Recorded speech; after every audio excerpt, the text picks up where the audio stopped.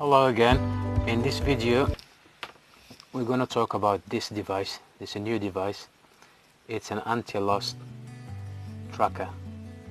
So this GPS tracker, you can use it for many purposes, such as key lost. You can hook it to your keys, or your pet. You can hook it on his collar like that.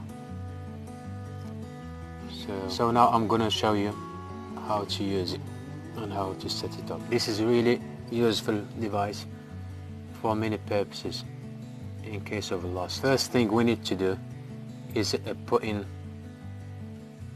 a battery. It has to be like this sort of batteries. It goes in here, and so after that we need to check it if it's, yeah, it's working. So now I need to download this application called Find Elf 1. So after installing the right application, now I need to go and long press on this button here till I hear it beeping twice. That's it.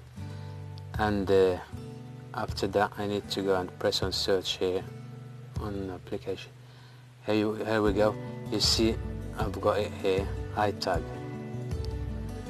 So in case of lost, the key lost, and that, all I can do, just, and if I want to find them, I need to go and press on this iTag, press the alarm like this,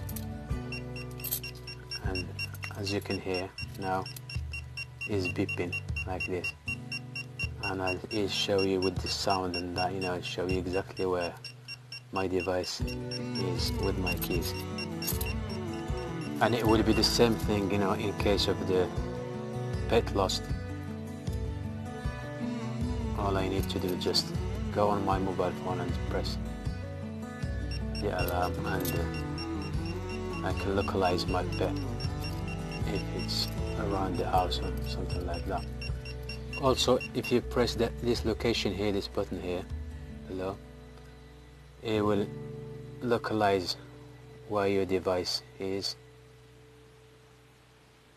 and what street, and see, like this.